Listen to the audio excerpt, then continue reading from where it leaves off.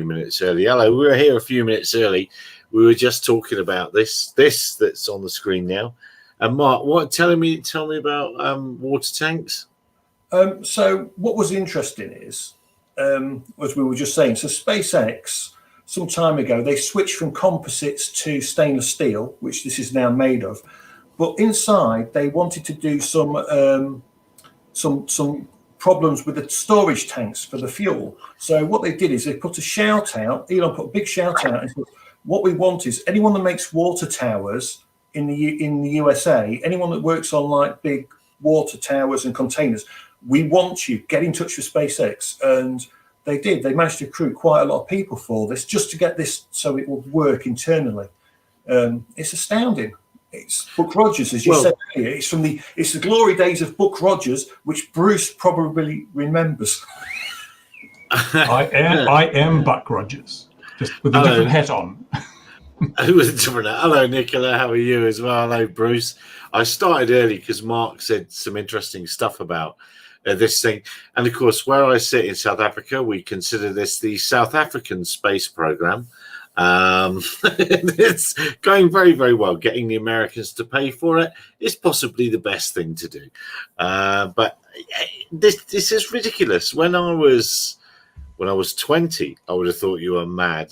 I would have thought you were mad when I was 10, having a rocket that looks like this. But it appears to be about to go.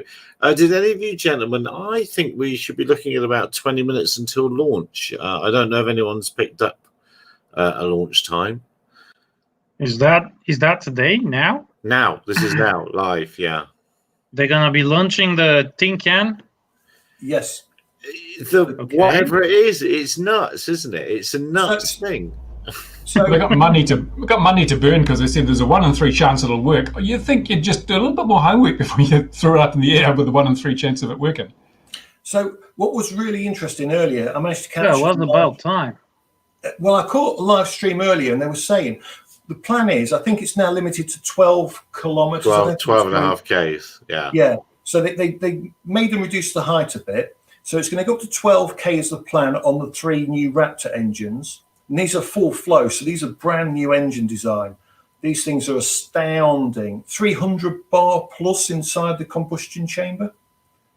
So they're monstrous. They're going to shoot it up to 12.5K, and then they're going to let it fall back down to earth, and it has to do a swoop maneuver. So as it comes down, he says, so as it falls, it's going to swoop down, and then it's going to do this, turn, and then land back is the plan. They've said they've worked out it needs probably 2 engines to fire to do the flip maneuver to bring it vertical so it can then come back down. And they're saying 1 in 3 chance it'll make it back on the pad. And Elon's like, I don't care. I've got the rest are sat there. So they've got number 9 and 10, I believe, sat waiting to go. So they're ready with more, just want to get it flying. Is it registered? Have they registered it? I also noticed, I saw some birds flying around. I bet you if there was a drone flying around, they'd wipe off, they'd scrub the launch. But no, birds are okay. But did you hear what is in the bay kicking about there, floating around? No. There's a pirate ship. Flying Loch Ness Monster? No, there's a pirate ship. There's a replica pirate ship floating around the exclusion area at the moment. And they're worried it's going to come into these. So it might be that somebody in a pirate ship scrubs the launch. Which Johnny Depp. His acting career's gone now. He's just doing it for real. Yeah, absolutely. Those birds are an issue, aren't they? Unless it's the same one going back and forth. When that goes, they're gonna be off, aren't they? So anyway, well, here we are. Our actual we're still 2 minutes away from our real time. Here's Louis. Hang on. He came and went. His device is not connected. He came and look, and there's someone's apartments. What are we looking at there? What are we looking at there? South Texas launch site. Anyway, right. This is where it's going to fall, is it? Those are the apartments that are going to get wiped out. Yeah. Oh, wow. There we go. That's a better idea. Yeah, there it is. It's over there. Well, you can see Starhopper to the left. So if you look to the left of it, do you see the little one to the left of the? Yes. That's Starhopper. That was their first test unit for the number. Was it number 9? The one they currently use. Hands up, anyone that's got an unnatural interest in this entire proceeding, Mark. Sorry, I watched these streams. Fantastic. You know, when he put the astronauts up for the first time did the crew demo. I know. It was I have to admit that I also share this childish sort of thrill of it all. But I'm old enough to remember the last moon landings and my entire family going to watch them. You won't be, Mark. Hello, Mac, and he's got his hand up for nerdiness as well. And then my parents in the 70s, we watched all sorts of launches, stayed up late, and Skylab falling to Earth and all these sort of things. But I find it very, very hard now. I don't know quite where the disconnect is with youngsters. They just don't get excited about this sort of thing anymore. I don't know why.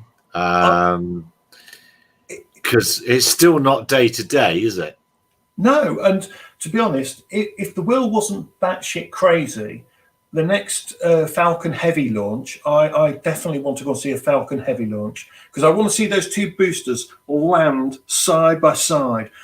That was, what was that, 2017, 2018? That was just astounding. The first time they did that Falcon Heavy launch, and those 2 boosters just land side by side within seconds of each other. Yeah. You know. That looks like Fireball XL5. Gary Anderson's Fireball XL5 looks just like it. It does, doesn't it? Well, obviously, I'm only truly going to be interested once Thunderbird 2's flying because that was the best one, and all the rest were just meh. So, yeah, I can have no interest until that starts flying. Gosh, Mr. Tracy. And it was like they're all from New Zealand as well, wasn't it? But anyway, that's another story. All right, well, while this is happening, have we actually gone, oh yes, we're in our real time now. So good afternoon, good morning, good evening, wherever you might be in the world. Here we are. Here is now. This is very exciting. Some semi-interesting things happening in our drone world. Bruce has been sent the new DJI FPV setup. Perhaps, are you allowed to sneak anything out about that, Bruce? My lips are sealed. There are NDAs. You can't violate NDAs, and I can't say a thing. I can't even say whether I've got one or not. You know, we'll just have to wait and see. I'll bribe you. I'll send you some Smarties. and it's all I can say is 5.8 and 2.4. How about that? Yeah. Look, and there's a cloud. They're showing us that they have clouds in Texas. Whatever will we think, oh, is that an aircraft? What are we looking at? Why are we zooming in on this? It's a drone. It probably is, isn't it? It probably is. So Bruce has a very good video, his weekly news or monthly or biannual, actually, news update from Bruce, which gives all the reasons I would give. I think he copied me, obviously, about why DJI will never really get into this market. But it's interesting that there's enough websites that need the clicks to put up this sort of clickbait. Or not. No one's Did you cover that, Gary? Have you clickbaited this one? No. Oh, come on. No. It's maybe it is, maybe it isn't. I don't care. I don't care. It's like, oh yeah, that's nice. Yeah, and you're exactly right with your reasoning that why on earth would they want the headache of all the customer care that would come their way the second it goes out of the box. Well, not the second it comes out of the box. It comes out of the box, it gets charged, and then it goes through the tree, because that's how it's going to be. Yeah, speaking of clickbait, I was going to do a video, all I know about the new DJI system, but I figured you can't monetize a 10-second ad, 10-second video, so what's the point? Yeah. And NASA, that's what it is. Is that the target we're looking at now? Yeah, that's where we should be sending our drones now. So get them ready and get them launched towards it, because there it is. It's not a Russian system, so they're safe. That plane is safe. It's not Russian. No, it looks like it's going quite quick to me. It's definitely Russian. Yeah, I do get stupidly excited about this and force my children to sit and watch these sort of things. And did you see the piece of asteroid that came back from the Hayabusa probe and landed in the outback in Australia, and the article, and the Japanese space agency guy collecting it? He had a visor and flat jacket and all sorts of, what was he expecting? What was he expecting from a lump of rock from an asteroid? I mean, why was he dressed in bomb disposal gear? I have no idea. Well, it's nothing better than we can't produce here, is it really? Maybe he heard about Australian politicians and was just prepared. No, it's all the nasties. All the nasties in the outback are out there to kill you. It's protection from all the little bugs and nasties that want to bite you. Well, that's true enough. Now, I think, does anyone that's in the feed able to listen, does anyone know a time? I think it's about 14 minutes until they're expecting it to go. Let's try and read that quickly. Let's go back to drone stuff while we wait. I can't even see the blue touch paper. They're not ready yet. They haven't rolled with blue touch paper. Yeah, the big packet of Swan Vesta matches that the bloke comes out. Which this might as well, to be honest, it might as well be a bonfire night firework. It is, an amazing looking thing, isn't it? So DJI thing, can we plant that firmly in the?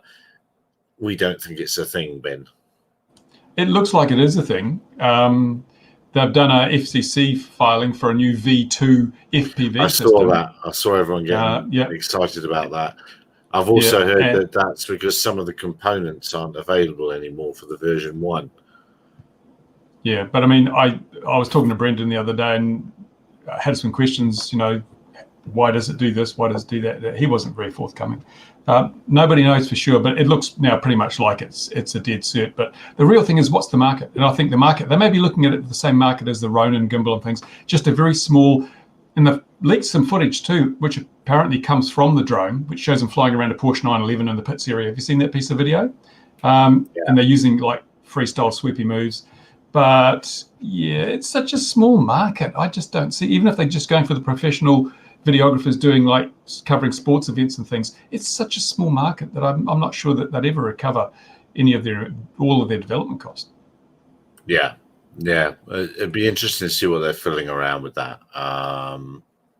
It'd be nice to know, but we know full well.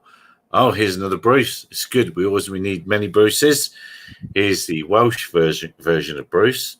How you doing, man?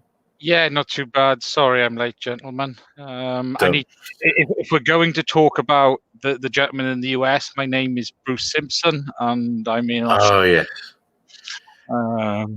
Well, I was going to come on to that in a minute, but Nicola's staying around, which he hasn't done for ages. Have you found that plane, Nicola? Yeah, I thought it's about time I stayed for more than 5 minutes. So tell us, what have you been flying, or what have you crashed, or how is the world for you at the moment, Nicola? Well, I haven't been flying anything, sadly. Weather's gone for worse, and I've been working slowly, if I might add, on the Detrum Z3 autopilot video. That has turned out to be an interesting experience. Now, what did you find? Is that the one I reviewed a while back? No, I actually, after I flew it, I actually looked at your video, and yours is actually a stabilized receiver, I believe. Yeah, but it's got return to home and everything in it as well. It's got GPS and it's a full autopilot. Well, when I say autopilot, it is. The receiver thingy. Yeah, but they got a separate one as well. The one I flew, they sent the transmitter as well, so I just tested the receiver and built in autopilot. But yeah, there is a separate standalone one. Yeah, I have the standalone one, and it was an experience. Did you read the manual? Always what? Did you read the manual? A couple of times because that's your first mistake. Nah, yeah, that whole thing was perplexing. turns out the OSD is quite familiar. Not sure if it's actually running iNav or Arduino something on the inside, but given how it performed, maybe iNav, some earlier version of iNav. The program box is quite convenient, but it is limiting in terms of what you can program. Also, home arrow missing. Altitude and distance are just, nowhere in this country. Did you manage to mount that great big hockey puck GPS receiver somewhere with a GPS antenna and receiver? It's terrible. Yeah, isn't it? I actually installed it on the air loader. Yeah, it's a mess because the cables are a bit long. An absolute dream combination, then a completely plug ugly aeroplane and a plug ugly. Yeah. The thing is, the only thing that works well on that autopilot is the manual mode. Oh, mine returned to home, all right. Mine returned to home fine. It was stabilized. I didn't have too many problems with it. It was like, for what it was. I couldn't muster up the courage because the only way I can engage. Wait a minute, there's a switch. Oh, damn it.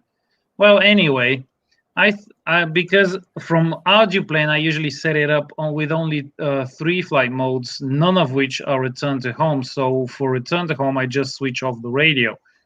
And, coming from that on autopilot, I just assumed I forgot I had programmed an extra switch for that mode alone. So I thought, maybe not a good idea to turn that off. First of all, gyro mode would roll to the right severely, and then I asked Dynam, and they said, well, trim it left. Problem with that is when you trim it left, manual mode starts going left, and stabilized mode starts going left as well. So then I thought, all right, no gyro mode then. Kind of pointless anyway for a long-range FPV platform. So why not use stabilized? And stabilized mode is like trying to stay on top of a raging bull. Interesting experience. I have no idea if there's something wrong with the autopilot. I did all the calibrations. I did everything, as it should be done. Reversed all the channels, have all the channels properly set up, etc. And this thing just refused to stabilize properly. Just at random, it would pitch up or down on its own without even touching the sticks. It would have it has that horizon drift thing that iNav used to suffer from, and as far as I still hear, they still suffer from that. I think there is a horizon drift.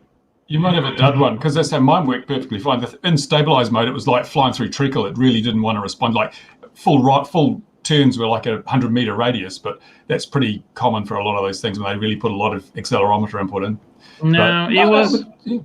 It was interesting trying to actually keep it stable in stabilized mode, because it would try to go all over the place.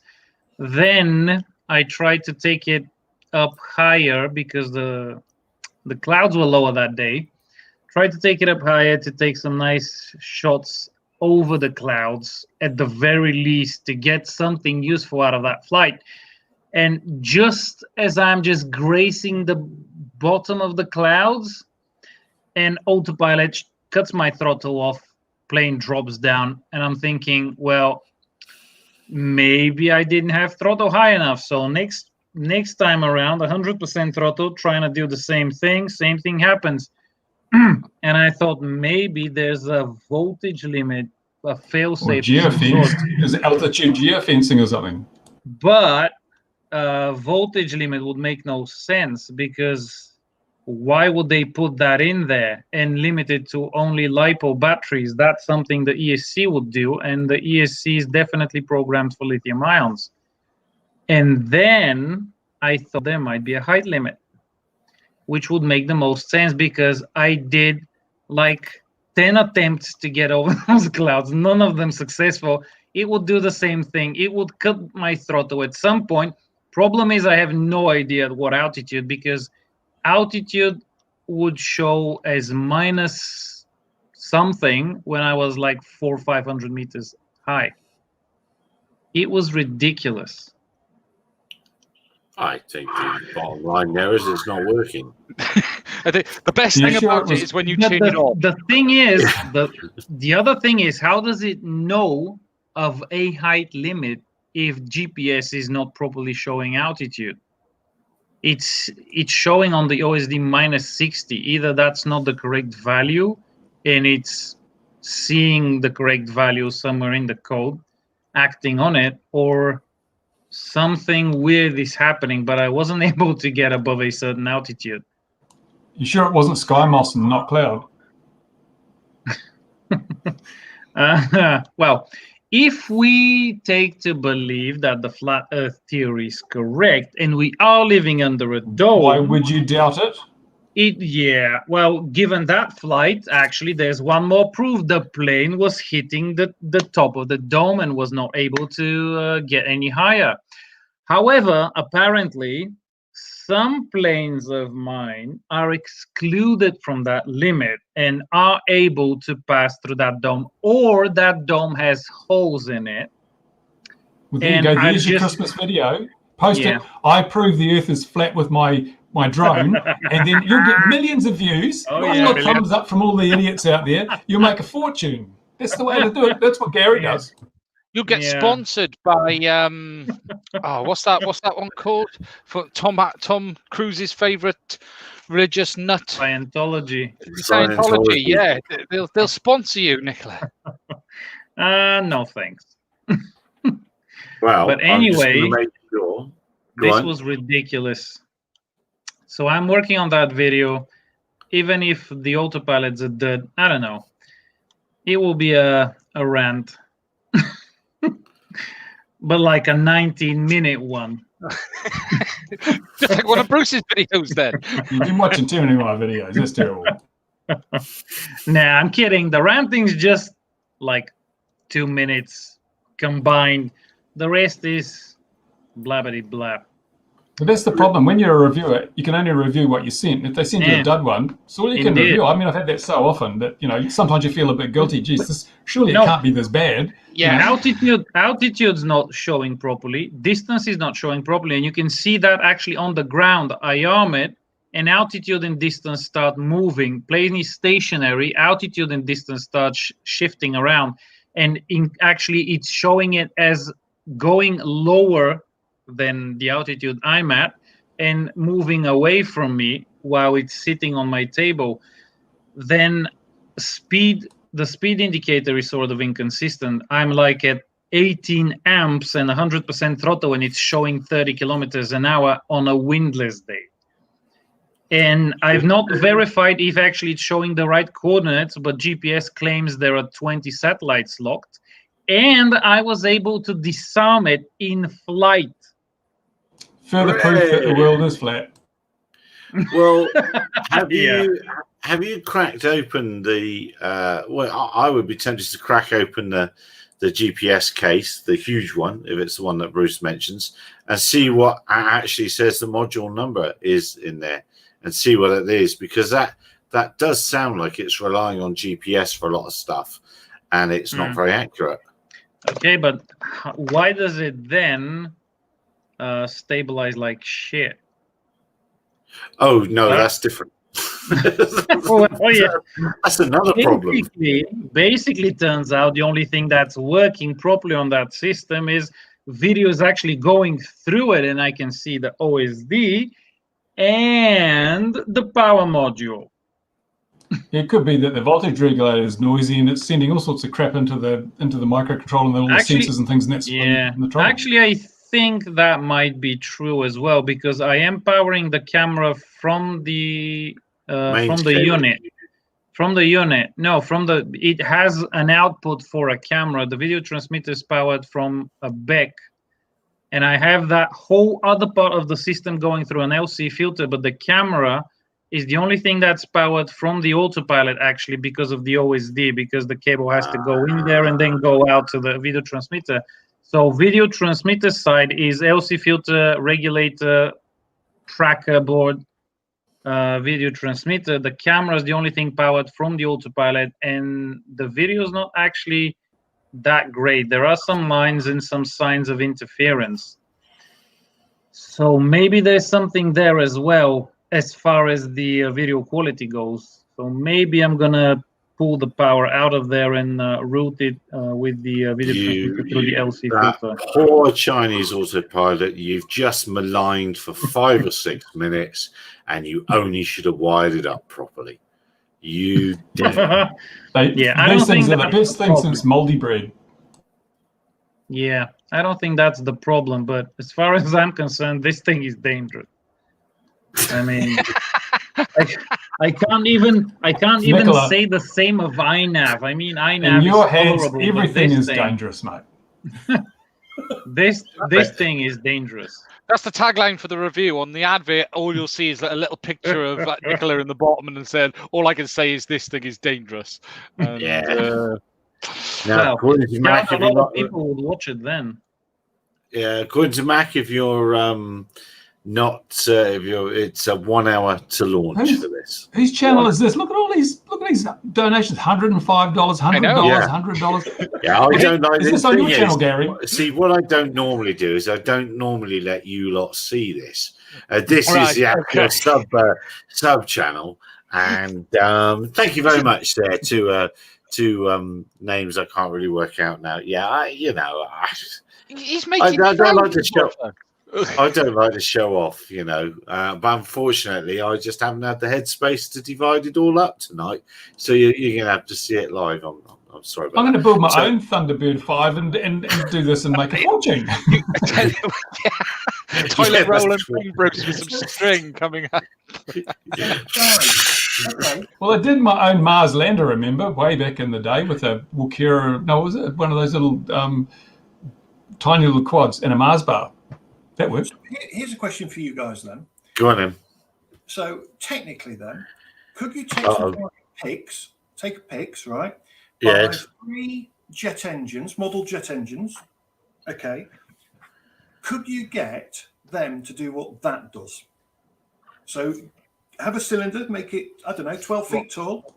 Yeah, someone's done it with EDFs. Made a rocket with EDFs. And land vertically. But I'd like to see it done with model jets. I want to see it done with turbines. They're not reactive. They spool up and down too slowly. It'd be very difficult. You'd have veins in the air flux and be a bit tricky.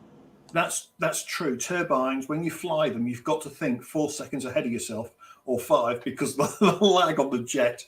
I did discover that. Yeah, you've got to think, when you're flying it, you're always thinking half a lap in front of yourself, aren't you? Because if you don't, it's going to bite you in the butt. That's why you go out to the flight line with the rubbish bag already in your pocket. Oh, the problem is with I've seen. So we were flying jets. And this one could do this. I wasn't flying; someone else was. It was 10 grand in the air, and it developed a fault. He took off. He flew around, and as it started coming past us, you could see it start to twitch for no reason. And he goes, "I've not got this."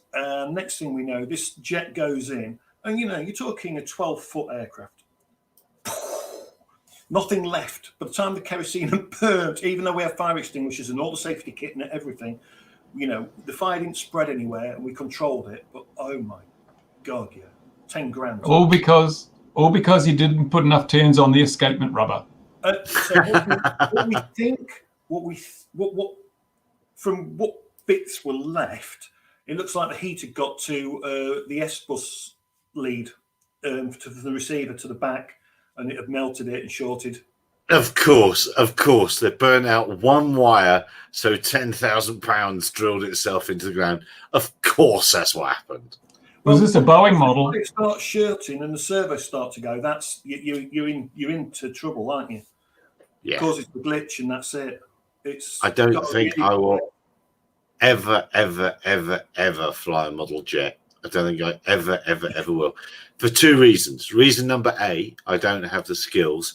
And reason number B, I couldn't face the wife when the bill came for whatever I did just happened.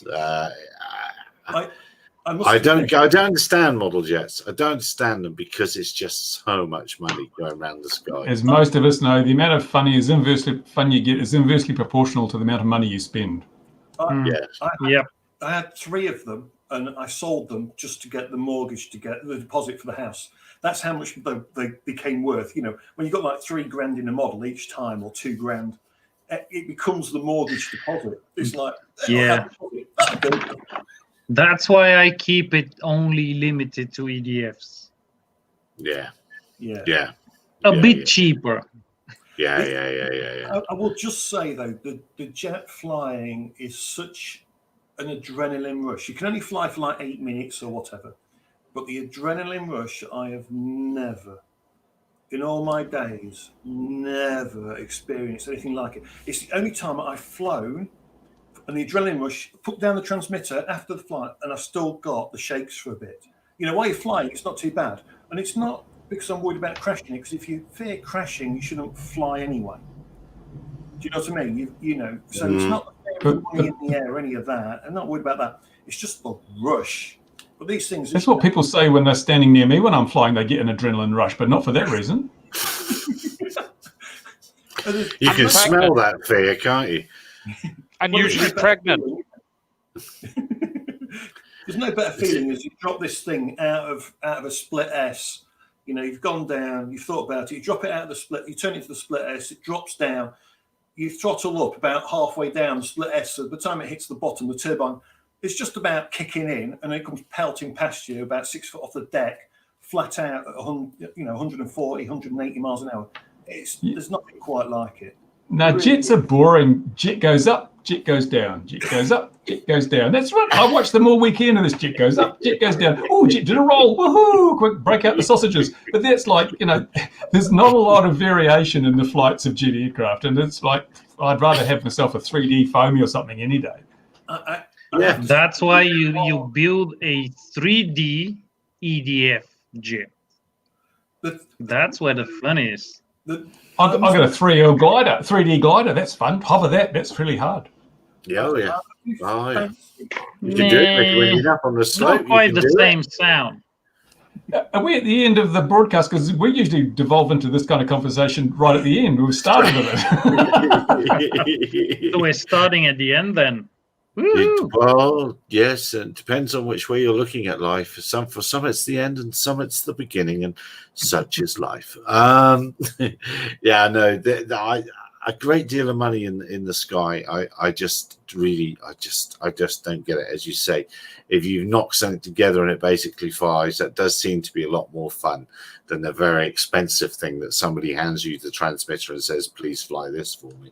Always worries me when that happens. I think jet pilots must have really powerful sphincter muscles because they're always clenched every time they fly. Yeah, no. Well, now I've forgotten. Somewhere in the middle of that, I was thinking about where I wanted to take this next. So I know where I want to take this next. I have noticed that. We didn't. Ian joined us after we mentioned the. Have you got your new DJI FPV gear to review, Ian? Has yours come in yet? Are you unboxing it? And no. And if I had one, I wouldn't be even able to say that. But it looks like it is coming. It's interesting, actually. There's 2 elements to this. There's been 2 different things people have been mixing up. I talked about this on the video the other day, which is the FPV and the craft, the goggles and the craft. And something I said 2 days ago, which there was no evidence of a version 2 FPV until today. And that is now been hammered out the door because we now have FCC filings. I think my opinion is that whenever we see this, something is coming. I think what we've seen is enough to know that is coming. There is an FPV craft. There is going to be a version 2 goggles. I think that is more alignment from a production point of view. If you look at the evidence, everyone was kicking off saying you couldn't buy it. If they're making up packs of product, that's where they're putting all resources at the moment. So that sort of explains where the lack of availability came from, because they were, pushing it that way. I'm not expecting any massive changes in the new FPV system. If there's a version 2, it's going to be incremental. If you look at DJI's history, it's never going to be a groundbreaking because they don't need to. There's a simple thing here with DJI. If you look at all of the craft, the time where they do the biggest jumps are when they're under pressure, and they're not under pressure. They pretty much own the digital FPV market right now. And there's one or two things that Fat Shark does better. There's no question about that. But for the most part, they own the digital FPV market. So they can afford to bring an incremental change forward. I think it's probably cost alignment, if I'm honest, if they're doing it with whatever this aircraft bundling with. And I think it's coming. What does that mean? Hang on, what does that? I don't understand what that means. Just remember, I think. Explain what that means. Just from if you're producing a product point of view, so if there is a change needed on the FPV system to work with a new aircraft, they'll have two choices. They'll either have to manufacture two different systems or align the specification across the two that it is then the same product. So from a cost saving point of view, you can then have one set of goggles which works with the current FPV system and this new, what appears to be a new drone as well. Don't get me wrong, I think bringing an update out helps sales a little bit, but I don't think it's going to be ultra. I've seen some wild specs, OLED screens, analog receivers. It's not going to happen. It's going to be a minor spec bump at best. That's what it's going to be. There'll be some improvements. It might be better than the one people have had for over a year, but that's life. That's the iPhone syndrome. If you're buying into DJI, you have to accept there will be a better product in 6 to 18 months' time. That is simply their business model. Yeah. Look, there's a big. So is this gonna? Yeah, there's a big cross in the sky at the moment. Is that the X? Oh, it's gone. Is that the X marks the spot? Do you think? Are they going to fire it? Yes, they're going to. From the drone point of view, I firmly believe there will be an FPV drone. It's not racing. And I know Gary, you've said some things, and Bruce has, and I touched on that as well the other day, which is about this support thing, and it's going to be very interesting. But they do have some experience in that with their K package thing, where if you smash it up, as long as on a current DJI aircraft, as long as you can provide them the corpse, they'll give you another one if you take K out. So as long as you can give them something back up to twice, they will cover it. And if you look at the hinted price for this, there could be a massive amount of margin here. So they might be able. I haven't seen the hinted price. It's meant to be over $1,000. I think it's going to be over $1,300 with the kit. I honestly think it's going to be over that. Hang on, can't I buy 2 of the new Mini 2s for that? Probably 3, close to, isn't it? With the what's the extra package? Yeah, with the more batteries. 2 of them with the extra batteries, isn't it? Yeah, the price. Yeah, the price isn't unrealistic. If you actually go to price a digital FPV system and a ready to fly quad from iFlight and stuff like that, you are talking that $1,200. But aren't I getting all those bits with the Mini 2? What other than a racing quad? Yeah. What difference am I getting? And that's what remains to be seen. You're getting an FPV system. You're getting the goggles and the getting the goggles. Okay. Yeah. Okay. I think it's going to come. I think there's 2 areas they're going to have to be interested. Selling a product which is potentially illegal to use out the box is going to be a difficult one. They've never out and out sold a drone yet that to use it as it is intended, you'd have to break the law. So if you they sold goggles with the Mavic originally, but it still had the. Why would you break the law? Well, FPV flying in the UK illegal? Is without a spotter is illegal, for instance, as it is in the US. So. Yeah, but it's only like flying beyond visual line of sight's illegal, but the Mavic will let you do that. So it's no different in that respect. It is and it isn't. If you when they sell a Mavic, and even when they sold it with goggles, it was still designed to be used with a phone or a tablet and have that element of it. This would be a slightly different product. If it's going what it looks to be, to even see anything, you will have to put on a set of FPV goggles. Therefore, you will have to have a spotter. And it's going to be interesting to see how they market it, that, because they've never needed to address that specifically up till now. Up till now, they can simply say plug your phone in and do it that way. I don't think they'll care because they market 10 kilometers of range in full knowledge that you can't fly beyond visual line of sight legally. So the marketing's not going to care. It's an interesting one. It's a new. If they market it as a racing drone, as a full-on FPV racing thing, then that's events that they're not. Yeah, it won't be racing. Yeah, it won't be freestyle cinematic. It'll be cinematic freestyle, basically. It's going to be interesting for them. I can understand why they're doing it, because let's be honest, if they brought out a Mavic 3 tomorrow, how many people are really going to buy that?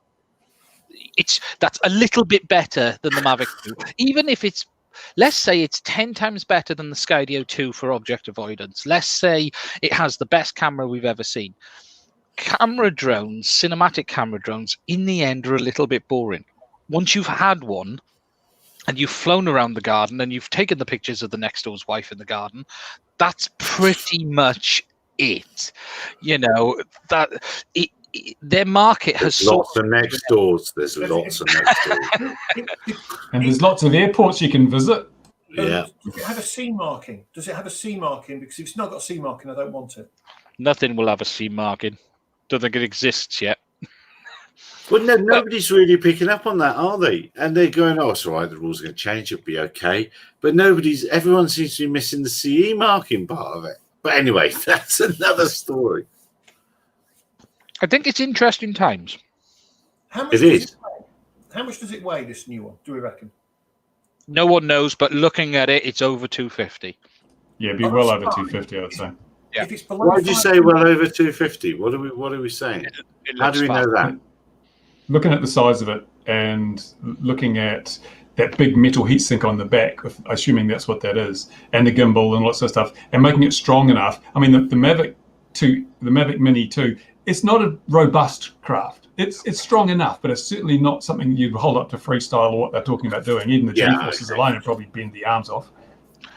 I think that's probably the reality. To get the Mini 2 under the weight, the one thing they've sacrificed is durability. And that's not to say it falls apart. It doesn't. But you touch it against anything, it is going to disintegrate. And as you say... I know a girl like that. Anyway. Tell us more, Gary. Tell us more. 250 grams is going away. Anyway, 250 grams is a transient figure, as we've seen this week. It's as we long predicted, it's not about safety, it's about control. Exactly. Hands up the channel that's been saying this for 3 years now. But I think maybe, how about this? Perhaps 507RC, as much as he jokes, is right. Perhaps it is an indoor racing drone. Perhaps they're going to launch a race series to go with it, to join the rover competition DRL. series that they have in to go along with the Chinese rover race series, that thing that Ian's got within China. That's a huge thing. I do think they DRL look like amateurs. They could really, and that is an interesting point. They could build something like a series around this. We all sit here and say, is it a racing drone? We see racing drone as what we're used to assuming what racing is. Yeah. DJI could just change it. They could just go, right, we're going to sponsor all of this, and we're going to set up this competition, and we're going to put $1 million behind it, and Chinese indoor drone racing for schools series. But did you see the leaked footage from it? Sold. Yeah. See the footage the teaser they put out with it flying around a Porsche 911 and doing all the sort of stuff you'd normally expect to do with a mini quad when you want to film a car. So that wasn't indoors. No. It's going to be interesting. I think they think it's where their future is. That's my. No. Why did you think that? Sorry, everyone else. I think the current market is reached saturation, and I think we're beginning to see that now. I also wonder if it's because flying these things in the future will have to be done at a freer because they won't have remote ID, and they figure that people are going to fly around a course and whatever because they can't fly the Mavic Mini anymore because of all the limitations and crap that's going on. But it's as I said, it's such a small market. I don't know what they're thinking. Well, it is at the moment. Yeah, but the thing is also, I suspect if it's going to be used for, as I assume, they're going to try and pitch it to TV companies and things sports events and things, getting right in there with the crowd and chasing cars and stuff, you can guarantee that those new goggles are going to have an HDMI out on them. Yeah, and I want to know if it's under 500 grams. So because of the different weight classes and stuff, if it's under 500 grams, I think that will be interesting as well. Because if it's under 500 grams, the rule means no deliberate overflight of uninvolved people. It would allow you to do a lot of stuff with it. It would be, as long as it's under 500 grams. Yeah, but you're talking about the EU and the UK, which are tiny parts of the world. The world is America. That's the truth. Yeah, from pretty much the drone industry point of view, yes. Unless it's America. Because there's no CE marking, so they're not interested in the European market. True. 5-inch props, plastic, I'd guess more like 7. Yeah, I don't know. It's going to be interesting on weight. I think this is about picking up a new market or trying to entice people. And this is the part that currently is getting mixed up. All of the FPV crowd are looking at this, going, "Oh my God, look at this! I'm not going to buy this. It's not for them. If you fly FPV today, walk away.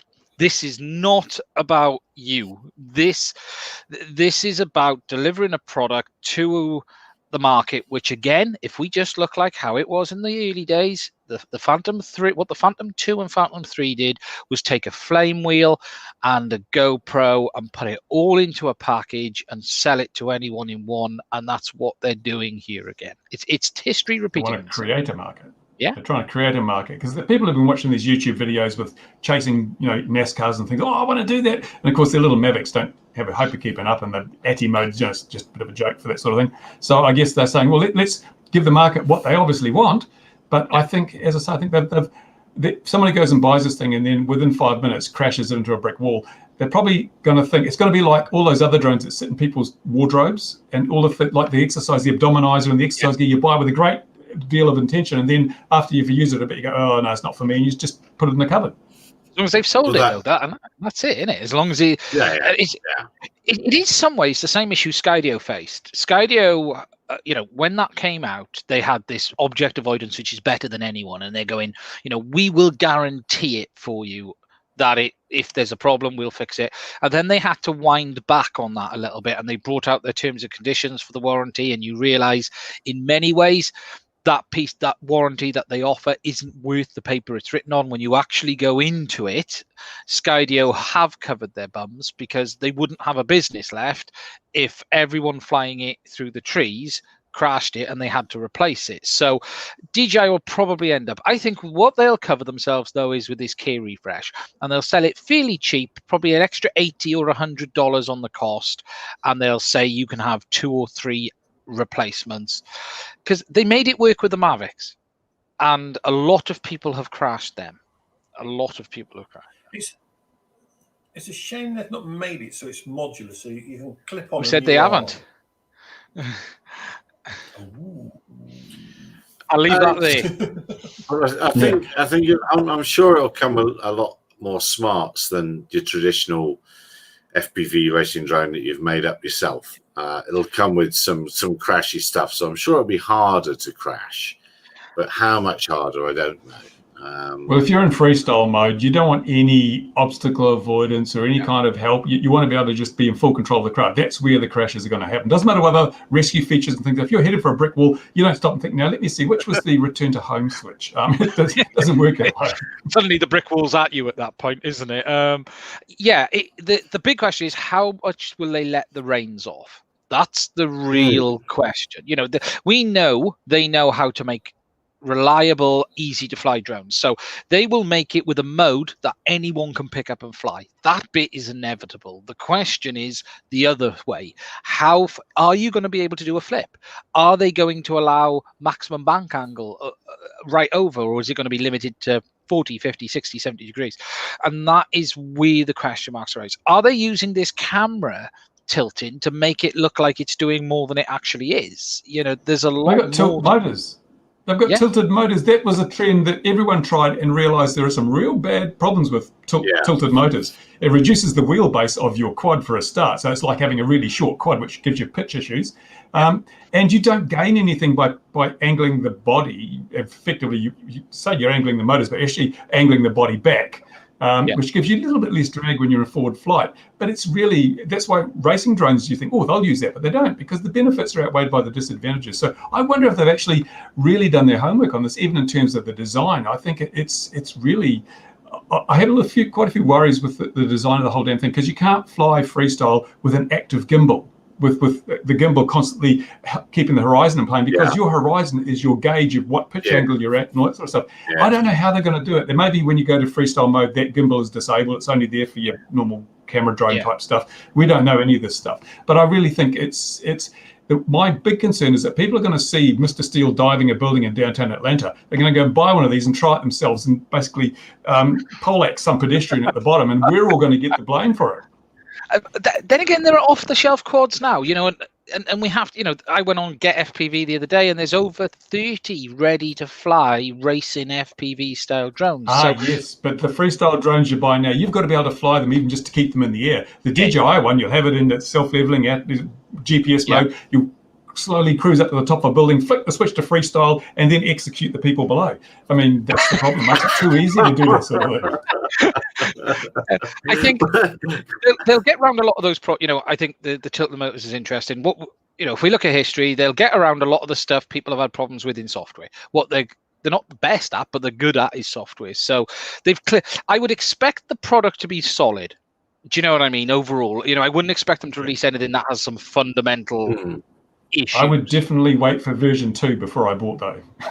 But why is everyone saying it's coming out in January? Surely that's commercial suicide to bring it out in January. It would have been here by now. This is way too late for them. We'd have had the announcement in September. So COVID's put a spanner in the works, you see, and also in January there'll be all the boxing or the New Year sales. People will be taking back their little Mavic Air 2 and swapping it for one of these, and it's a great idea. In January. He's got one. He's got one. Inspired. He's got the blue one. What are we looking at there, Mark? You can switch your microphone off and tell us. It's a Crossfire. If you remember the Crossfires from years ago, ready built thing. I'm afraid I'm not sure motormotors are going to catch on in any form, actually. I was just whatever. it's beating is it conform code? Now a little RoboCat or whatever it's called. Well, my lad's got some 250s which he enjoys flying about, but the best thing we've got, I can't think what on earth it is now, but it's not a tiny whoop, it's just a little bit bigger, but that's a lot of fun, and you can fly under the furniture and into the garden, and it's tickety-boo, and that's all we need, really. That's the future. Sub 250, unfortunately, it is the future. I mean, you can take something like this, under 250 grams, 5K camera, and it's got an 8-minute flight time, and the batteries are like $8, and it's got digital FPV. I mean, and I noticed that Tommy, oh my God, has just done a video. He's trying to build a sub 250 5-inch quad, because a lot of people seem to think that the bigger quads handle better. I find this handles just fine. I was out there yesterday flying this in a 24-kilometer-an-hour wind, and it was perfectly good. So I think we're going to be forced down this rabbit hole of ever smaller, but ever more capable craft. And I think that DJI may be a little bit late to the party on their thing, because it's going to be big. Many countries go, if they'd gone sub 250 with it, they could have done something like this, but better. And they would have been still under that sub 250. But it's a big hurdle, because, the whole registration thing, and now the increasing amount of, especially regulation, remote ID, all that sort of stuff. Sub 250, you dodge those bullets. I thought it was quite interesting. I saw Brendan say, he said that remote ID is 2 to 3 years away in most places, but it's in France now, but blah, blah, blah. And the DJI gear can comply with the French regs, because it's just a Wi-Fi transmission, basically. Or blinky lights. But it's interesting. The interesting part I thought was that he thought it's 2 to 3 years away in most places. My gut feeling is it's next year in a lot of places. Now, in the USA, they bring in the final rule in December this month. Sometime this month, they're dropping the final rule. But then they've got, I think, 2 or 3 years before it becomes compulsory. It's implemented. So there's a long window where everyone gets ready, and then it becomes effective. Yeah. Yeah, I suppose when he says most. Well, we've got nothing really in place fully for it yet over here. No, but I think it's going to be dropped like a stone when it comes. 2021, I think it's September, November next year. We're meant to have remote ID. But there's always then the transitional periods, and I think even if you look at the EU regulations, that's a good 2 years off really biting. PFCOs at the moment are still renewing. Mine has finally come back after getting kicked back. I did make a mistake. I'll talk about that in a minute. But I think Wales. For Wales, it's interesting times. I think what you're going to see is we haven't seen an aircraft release that's got everything buzzing like this for a long time. So it's the first time everything's blowing up again. There's a lot of hype. Everyone's bouncing off the walls. It will be decent for some people. It won't meet the needs of the current market. And it will probably sell very, very well, and expect to see the KC Naysats, the iJustines and iPhondos reviewing it very, very shortly, because that's the reality of the market. Really? Yeah. Who? Never heard of any of them. So another thing that came across my bow today was a particular manufacturer is complaining that in Switzerland they are carving out a niche for, of all people, model aircraft flyers, and their regulator is seeking to protect them. And the drone industry in Switzerland isn't up in arms because a little group is going to be protected. And I said, fair play, because that's where the real innovation comes from. But he wasn't very pleased with me about that. So well done, Switzerland. I don't know if we've got any viewers in Switzerland that are more on top of that situation. Is Switzerland a democracy or something? Is it what we're missing? Can't be. We don't. Those. I don't think those exist. So who's the drone manufacturer who's upset? Because I've missed this. It's one that begins with A. No, it's one that begins with A. Does that Do tell. Does that mean Switzerland are going to take the lead in common sense? Well, there's no doubt they've been fantastic at promoting their own drone industry and companies working with it in their ecosystem. I think as a country, they're probably the most united country in the world, I think, at promoting and pushing it all on. And as I've said before, for them to give me pints of gin and tonic on Lake Victoria makes them winners in my eye and viewpoint. But Gary other than that, bought, ladies and gentlemen, no, he's 100%. No, cannot be bought. There's no chair in the world that'll make me change my mind. He can be hired for limited periods of time, though. Gary, if you need a new chair and you're looking for one, there's someone here who's got a great review on chairs. Yeah, really? Goodness me. That chair's got another video coming. Well, I thought it was having its own channel launched. Funny enough, I do address that in that video. There is a reason I say that, because I received a giant box the other day. So a giant box? A box for a giant? A box I can almost climb into, in fact. It was that They big. sent him a free chair. Yeah. Absolutely did not. They just sent me a replacement seat base for it, though. What a fantastic chair. It's the chair that keeps on giving and costing. It doesn't give me any income anymore. Is it still the original chair if you change the seat base? Or, Trigger's chair. Trigger's chair. We're going to call it Trigger's chair. It's like the guy that rang me, he bought a Spectrum radio set. He says, Spectrum's bloody marvellous. He says, I've had this thing back and they've replaced it 10 times. How's that for customer service? Yeah, you don't seem to see too many rants about that at the moment. About Spectrum, I guess because nobody flies them anymore. That must be what it is, because nobody's using it. Must these companies, if you look at Bruce, we've got this new. There's been another slew of radios, hasn't there, Bruce, in the last couple of weeks? And who must be buying Futaba and Spectrum now? Are they they're making some high-end gear. What do you fly, Nicola?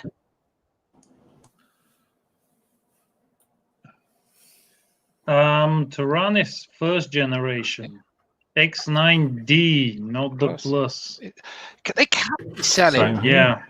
But lately with that access protocol and all that bullshit, I haven't updated, and I don't think I will, because I like how the old protocol is working. And I have been using more and more the R9 and the Dragon Link system. And I even got the new Dragon Link 950. It's a bit short range for you, though, isn't it, Nicola? Dragon Link? Actually, a bit short range for you, isn't it, Dragon Link? It is. Yeah, it would never do them. I have to say, I am. Seriously? He can do well over 100 kilometers. So I think we're good for now. I'm a if you hold it above your head, you probably get even further. Yeah, I mean, go on, Mark. I must admit, I'm a Futaba flyer, right? Oh dear. Well, never mind. I did have my suspicions, and I think we know that. Never had one. How long have you owned that radio, Mark? Since 2006. There you go, and that says everything you need to know. Who is spending money on new radios? Not me.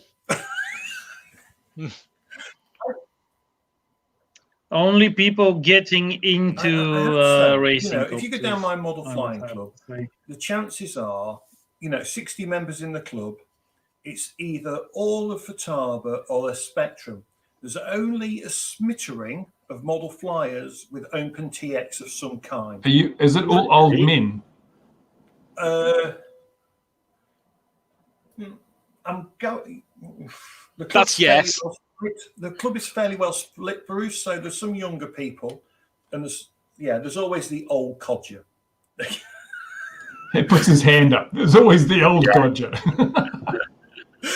So the club's fairly well split, but I would say for the most part, most of us, out of 60, maybe 10 have got Open TX or a Taranis or something. Bruce, have they ever approached you like Spectrum on you got like the new iX20, which looks a very impressive piece of gear, £1,300 dollar radio, I should add. But have they ever approached? Do you ever get anything from them to review? You're a big channel. No, they publicly stated that I was just a cranky old man somewhere in the Antarctica or something. Yeah, they nailed it. But when I found the flaws in DSM2 and I publicised them with the proven case, they just dismissed me as being just anti-Spectrum, and which is interesting because when they brought out DSMX as a protocol, I looked at it and said, hey, this is really good. It's the best of both worlds, spread spectrum and frequency hopping. But they've never. I'm still persona non grata to them. I don't know why, but I don't care because hey, they spend all their money on marketing rather than the product. I have to say, DSM2, everyone at my club used to rave about it. And then you see these planes becoming balsa wood back to kit form quite nicely. And, I fly, as you see, I fly for Futaba. I'm on 2.4. But I've never given any thought to it. The funniest day, so we were doing aerotow gliding, and I just got one of the gliders, big 3-meter thing, put the receiver in it, literally wired up, did a quick ground check, literally with the model in front of me. And I got everyone in the club behind me in the pits were shouting, "Are you going to do a range check?" And I'm going, yeah, I'll do it in a minute. So I give the tug pilot the thumbs up. Both planes, he drags me up, he releases me, managed to get the glider to thermal to about 1,200 meters. Sub 7 kilos. Is it less than 400 feet? 400 meters, 400 feet, mate. It was back in the day when sub 7 kilos in the UK didn't have a height limit. So if you could see it, you were fine. And you could literally. That was before all the deaths, eh? And you can see this little dot. And eventually I come back and I land. And then I turned to everyone in the pits and I went, range check, all is good. Thank you very much. I never had any fear with range on Futaba. Never. People... The interesting thing is, most people have got more than one radio these days. When I started, like your radio, you had to save up for ages to buy it. It was your treasured possession. Yeah. These days, people have got 2 or 3 radios because they're so damn cheap. This thing's $70 US for a full Open TX radio, full range, multi-protocol, And the more I use it, the more I like it. I'm getting used to the small size now. So this is going to be my backpack radio for sure. I've got a a Tango 2, but just to interrupt you, Bruce. Look on that video feed. His battery's about to go flat. Yeah, I can see on that. The camera. Anyway, so yeah. Anyway, why wouldn't you have more than one radio? And these are so good. I mean, this is because I have people sometimes come out the field with a JR or Futaba radio. When I look at how complex the programming in those things is and how little you get for your money, I think, my goodness, why are you doing that? Well, that's the thing. I've just looked at DX6 is $280, and it's a good radio, but $280. That, Bruce is a massive fan of this. I've put a bit of airtime on it. This is what is it? 130, 140? Yeah, about that. And it's astonishing. Don't get me wrong. It is painful to use. OpenTX needs a cleanup now. It's a bit painful to get through the menus. Actually, the original version is better than the later versions. They put too much crap in it, and you don't know what's going on. On my Tyrannus, my original Tyrannus, which isn't even OpenTX, it's welcome to Tyrannus. That's so easy to use. I can set a model up with my eyes closed, which explains why some of them don't fly so well. But it's just so easy to do it, and the whole shifting from logical to physical, because the guy in our club's got a JR XG8 or something, and it looks like the ADC on the aileron channel has got noisy, so that channel is noisy. If that was running OpenTX, I could remap that to another channel and use the slider channel as the aileron channel, and you could still use the radio but you can't with the JR because it's all proprietary and closed, and it's like, ugh. It's funny you say that about this. I can pick up my Tyrannus and program it easily. Everything's just a bit weird on this, isn't it? It's just like, okay, why is that button not? Why can't I get into that menu there? They've moved things around a little bit. But I was just wondering because I don't really see. Perhaps it's the fixed wing community then, mostly in the US, that's still propping Futaba and Spectrum up. Perhaps that's well, Spectrum spent a huge amount of money advertising, and their thing is that. People buy what they know about. So everyone knows about Spectrum. You get pick up a magazine, Spectrum. You go online to the AMA website, Spectrum everywhere, and you go to the local club and people got Spectrum. So you buy what everyone else has got, which is why the club scene tends to be dominated by name brand. But when you get away from the club scene, you get into the mini quad racing scene, the freestyle scene, and the people who fly alone in parks. A lot of them are just buying value rather than whatever's in the magazines, and that's why it's these mode Chinese as well, isn't it? Sorry, Bruce, I jumped in there, but it's mode as well. You go to some clubs, they'll all be mode 1. Next club will all be mode 3, and it just sort of becomes the institutional knowledge, isn't it? Yeah, the only thing that's not mode is the runway. Yeah. Actually, as far as my experience goes with Spectrum, the only thing it can do is crash your plane or whatever. Let's be fair, that used to be the case. The new stuff is not bad. It's not bad. But I mean, you turn on a modern Spectrum transmitter, it takes about 4 days to boot up now. I've got no idea. You need a ton of receivers with satellites and shit, and like 10 antennas on anything, so it wouldn't crash. I mean, that's $1,000 off the line before you buy the model itself. What used to get me is, so with Spectrum, you have all these little satellites, like you say. Now, my Futaba receivers used to cost me more money. But once it's in and you've put the antennas, I could always outrange these Spectrum users, and I never had a problem. Never. Yeah, that's because Spectrum was using pretty crap hardware, to be honest. So they just duplicated it everywhere to try and get the performance. The original Spectrum gear wasn't even full range; it was Parkfly gear, and they built up on that and tried to make it work better. But it's I mean, you only need. I mean, a lot of the little receivers I use don't even have diversity, and they work just fine. There's so much headroom in 2.4 gigahertz that you don't need all that fluff and stuff. But I still see people flying jets, and they've got satellites here and there and everywhere.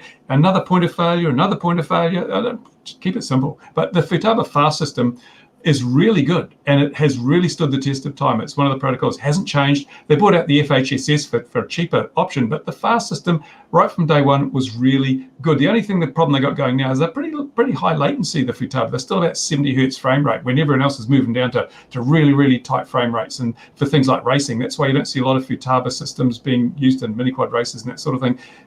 There are better systems. The Crossfire is really, really low latency now. And of course, people saying, I can feel the difference. I can't still feel the difference, but top racers can apparently. I do wonder at that. I mean, I know that my Futaba, this did cost me. I think when I bought it in 2006-ish, I'm sure it's around then. This was because I bought a few receivers with it. This was still pounds, shillings, and pence then, wasn't it? It was £1,000, near as damn it. Yeah, that's some money, yeah. But well, I did buy it with like 4 or 5 receivers because and it is the 12FG because at the time there was nothing that could do what this could do with the channels that I wanted on 2.4. There was nothing else out. There was Spectrum, but they were, the DX7 was I didn't want that. But I've never found a transmitter yet with the gimbals that I like as well. It's the gimbal feel is just so nice. Well, Yeah, but remember that in those days you could take your favourite long wire transmitter, throw a module on the back and go 2.4 anyway. And a lot of people did that. I had a JR9X2. I've still got it over there. It looks just like a Tyrannus. Yeah. I've got one here. So funny old thing, because how could it look? It predates the Tyrannus and it looks like the Tyrannus. That's amazing. I think JR copied it from the future. They must have copied it from the future. That must have been what it was. Yes, that is probably. I started with Futaba, then I went on to that JR. That was probably my favorite radio, but only because you sort of end up having sentimental reasons as to why it's your favorite radio, and not really any logical reasons. It's interesting to compare them side by side now. The LCD on those JRs is terrible. You can hardly read it. The viewing angle's poor and the contrast is really low.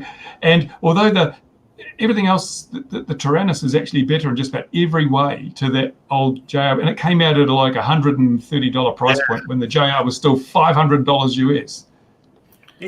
Yeah, but it's a couple of years older, isn't it? So, I mean, it's bound to have a few of the foibles of being an earlier generation. If I wasn't a Futaba flyer, I'd be a JR flyer. Although they don't make JR anymore. They've now gone, sadly. But I would happily, back in the day, it was either at the club, it's always JR or Futaba, wasn't it? It was the big two. High-tech did exist. Well, back in the day, it was Kraft and Skyleader yeah. Well, this high-tech I inherited, and I don't particularly like this. That's why it's definitely on my shelf, even though it's probably got more switches and buttons than any other radio. Is that an Eclipse 7? Yes, it is. Yes, yeah. I had one of those. I've still got it. Fantastic radio. Terrible things. What is it? Yeah, it's on the shelf. What is it? What's that? Mine's a long wire one. Mine's got long wire on it. What? Just control line? No, long wire. It was 72 megahertz, my one. It's great. Yes. But you say, the touch and feel, pull up a sandbag story for me coming really. In the world of ballooning, people say they can tell the difference between different burners and one's more powerful than the other and whatever, and they're really clever. If you speak to any good engineer, they'll tell you if you like the end of the hose, it's just about exactly the same British thermal units out of it as the burner. It's just how the flame is shaped so you don't burn the side of the balloon. And also, when you set fire to the end of the hose with it in your hand, it is quite spectacular. So it's not really the best way to do it. So yeah, I never get when people go on about latency and all that sort of thing. It really is. You've got to be a computer to know the difference. To be fair though, when FPV started off and they had the little CCD board cameras, I tried one of the FEO 5 or 4 cameras that had video processing in it, and it had latency was 40 milliseconds versus about, I think it was under 20 milliseconds. You could feel that extra 20 milliseconds. 20 milliseconds is really perceptible when you're flying FPV. But now we're talking about going from 20 milliseconds to 8 milliseconds. That sort of 12 milliseconds, I can't feel that. Now, I'm going to have to remind myself. Now, while I'm reminding myself of the other things I was supposed to be talking about tonight, has anyone else seen any stories that has caught their eyes this week? Just that Japanese story where they're dropping their 200-gram limit down to 100 grams, which is a portent of things to come around the world, I believe. Well, that's only to comply with the Australian regulations, isn't it? Keeping it all neat and tidy. So is it 100 or 115 in Australia? It's 100 at the moment, but they're lifting it to 250. So, what's going on? Go on, Ian. You were going to chip in then, I think.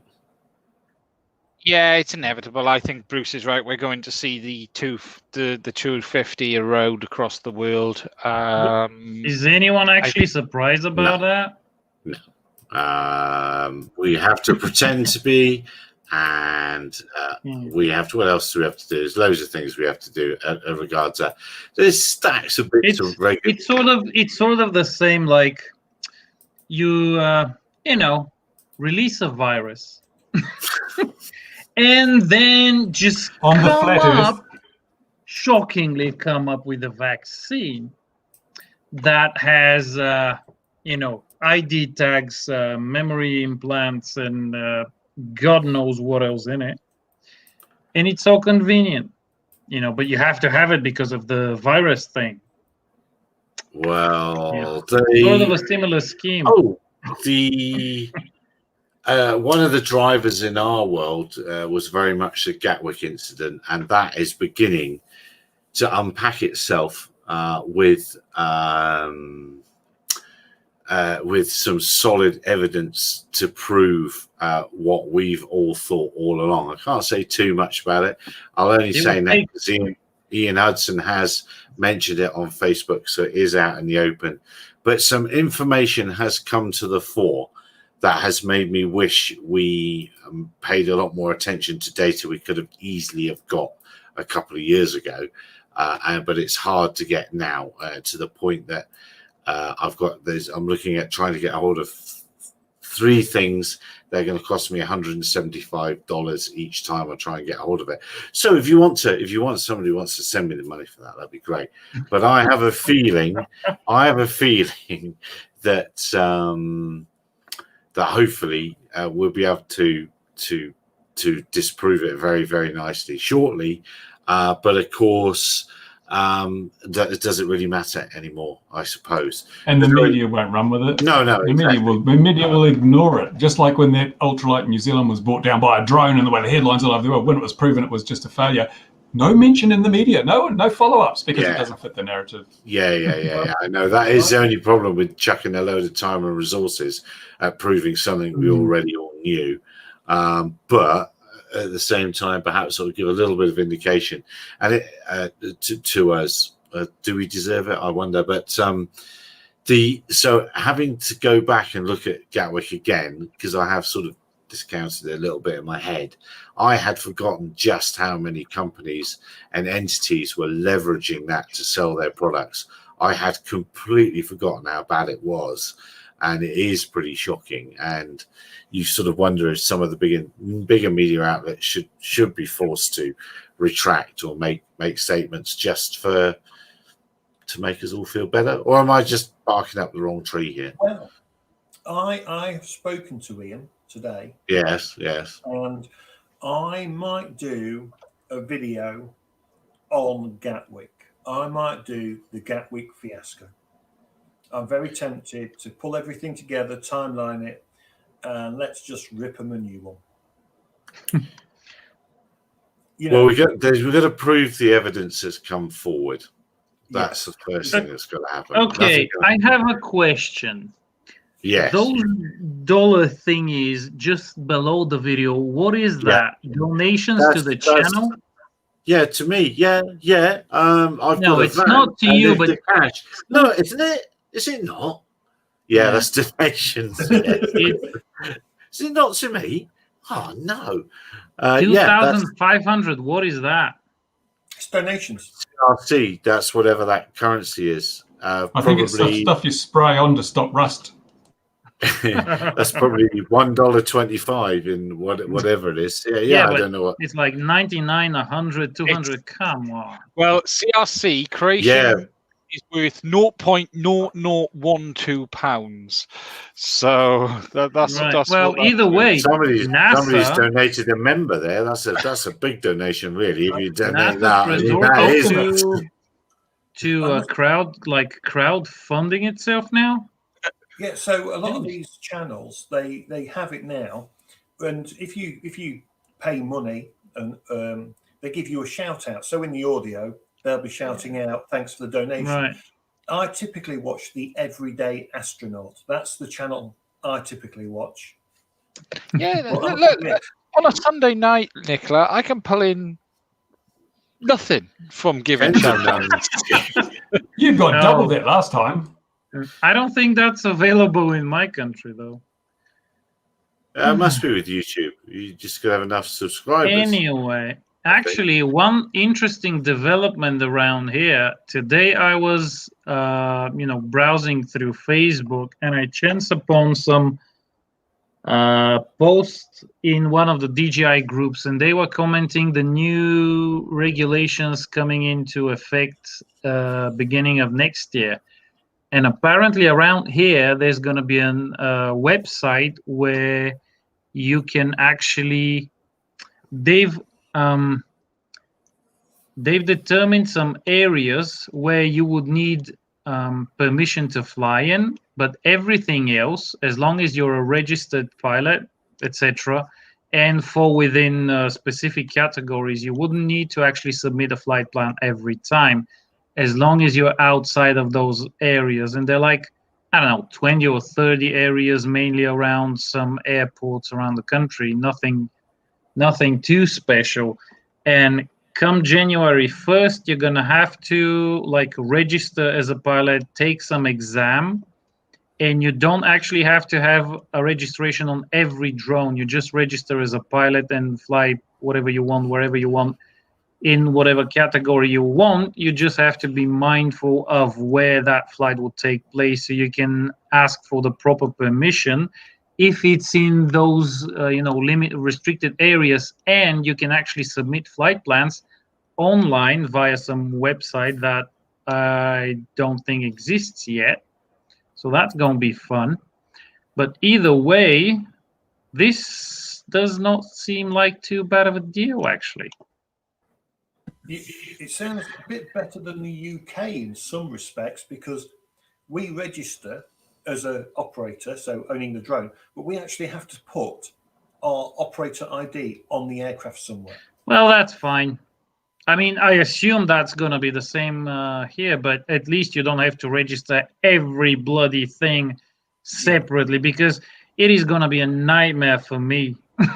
It's the same in Australia. You have to register all your aircraft separately, but a maximum of $300. Well, that's damn it, that's half my kit. But yeah, model flyers. I know people, and I suspect a few of you guys here, if you're a model flyer, you can have 20 or 30 model aircraft knocking about. Yeah. Oh yeah. It'd be crazy. If you had to pay Thanks, Phil. Can you imagine? There we are. Look, it's happened. Getting donations and thanking people live. Hey! Yeah. Thank you, Phil. That's very kind. And Phil challenges all other watchers to do the same. Oh, well, no. If we're doing how does that, this work? I have my eye on a few things. I need about $50,000. So, anybody willing to send that money my way. How does this work now, Gary? You've received something. None of us understand how this works. Yeah, what happens now is we all get £4. We all get £4 from this. But Gary, you realise you only get half that, because YouTube takes half the bloody money, almost 40%, I think they take. Yeah, well, who knows what they're going to take these days, and with the monetizing on top. Actually, that's a good segue into that lunatic in America. I'm sorry, that gentleman in America who is having issues with the FAA, and I think, wasn't it the 5th that you had to respond to them? I mean, I started getting so angry with what he was saying in various places that I haven't paid any attention. But what is the latest with that chap in America? He did put a couple of comments on my video. He put a couple of comments chimed in. Yeah, go and read those. They're interesting. He said you're allowed to fly over 400 feet in America. But in another video, he said he didn't quite know what the rules were. So we don't know. I think he's his own worst enemy, basically, isn't he? Yeah, that is pretty much the bottom line, isn't it? And I think it's so. What he said, Bruce? Anything interesting? No, he was trying pretty much to defend us. He said the only thing you said that's correct is that I'm a dickhead or something like that. So he was defensive of his position. But I think when they come with the bailiffs, he might decide that it wasn't such a good idea as he thinks it is now. So when's that rocket flying off then?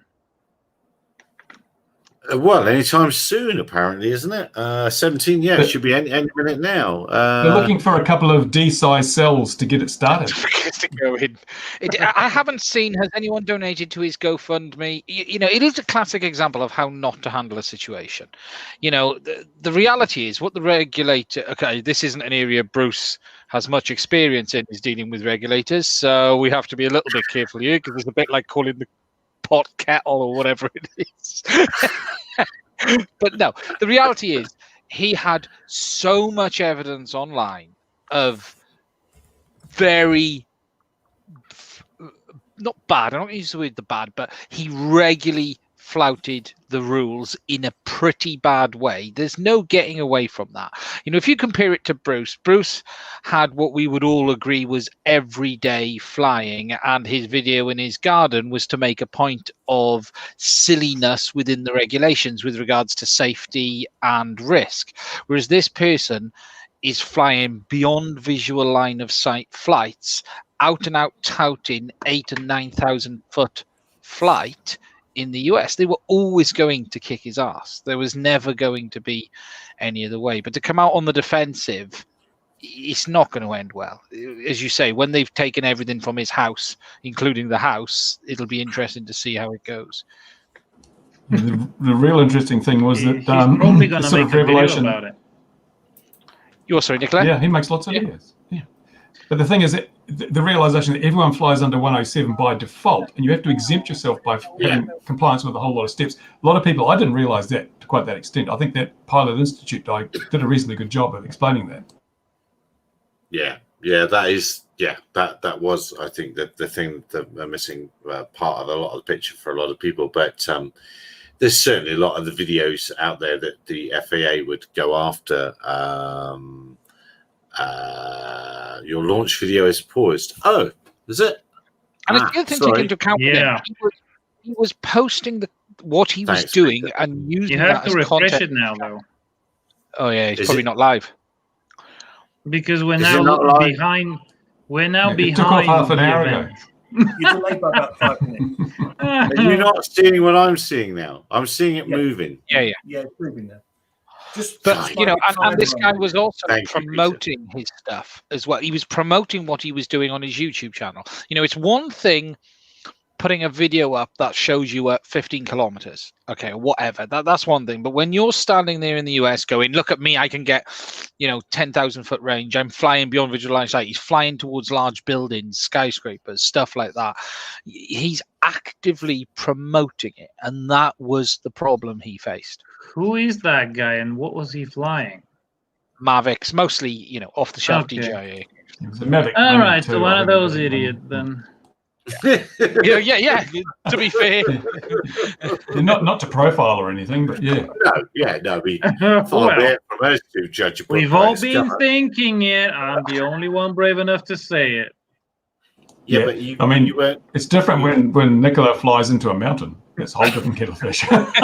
Well, yeah, no people there, just deer. Well, it is. And context. they have no rights. They have no rights. It's context, and what he was doing was blatantly illegal. Promoting it, using it as well to promote his channel, and that's never going to. Casey Neistat got himself into trouble with some of his drone footage. It's not the first time we've seen this stuff. But he responded, didn't he, when that happened, and he didn't get that far. And this guy just, ignorance is no excuse in law, is it? You can't. Oh, I didn't know I couldn't murder people. I didn't know anything about that. But the fact that he didn't respond, and he would have probably got away with it if he'd responded the first time he got a letter and was sorry about it and didn't repeat it. But he didn't. He just let them stack up, and just like a bad loan, it got called in the end.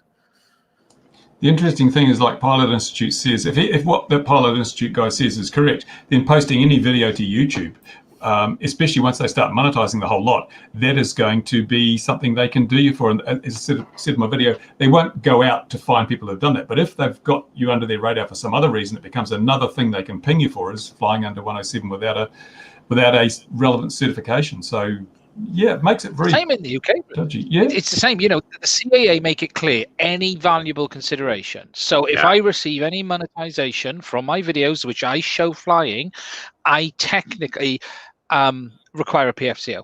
And yeah, as you say, they're not going to go after you for it, but if you're causing enough problems, it's going to be a stick to hit you with.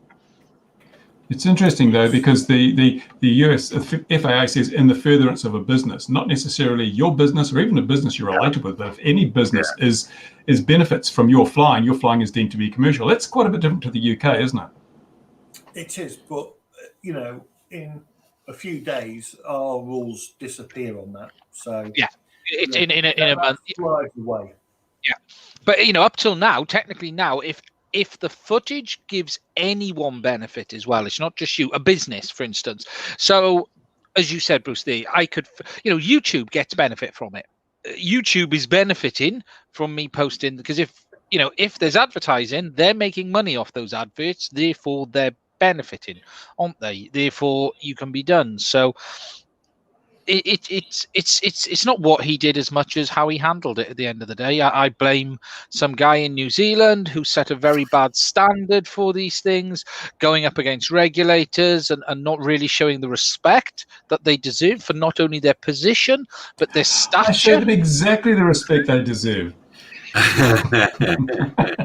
Oh, look, it's steaming a bit. What's this said to mean? What time does it go on fire? Are they fueling it now, or is it ready to go? What do we know? I think the head gasket's blown.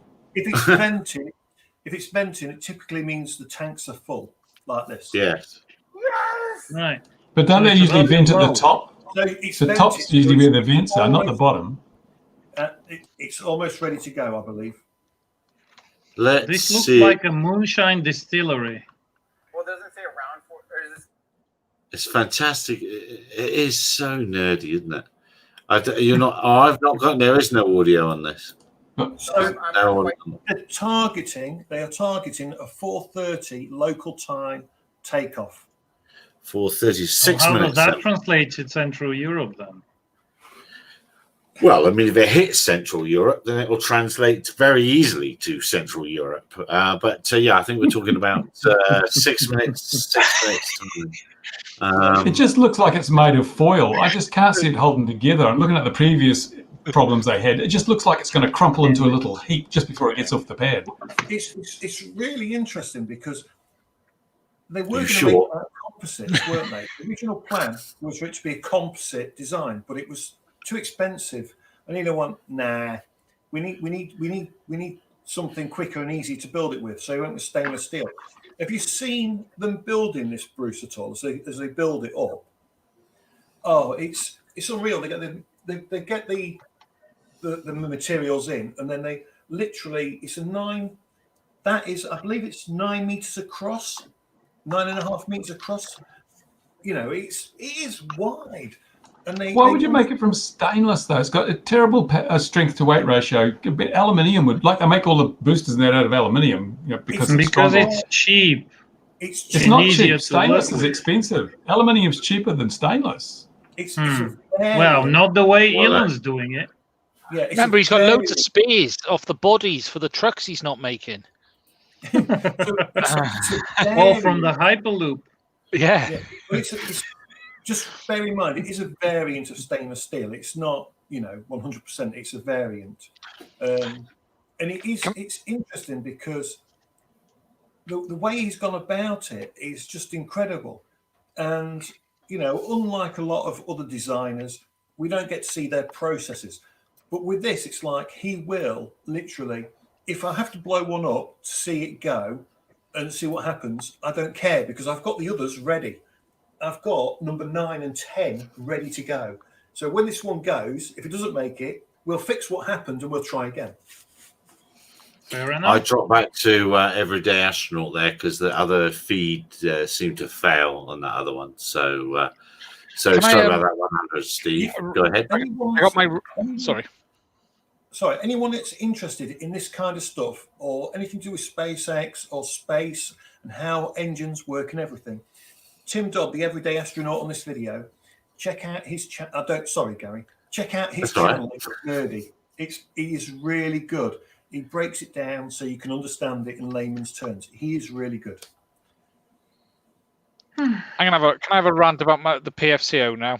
This Yes, we're heading for. Yes. The regulations in the UK.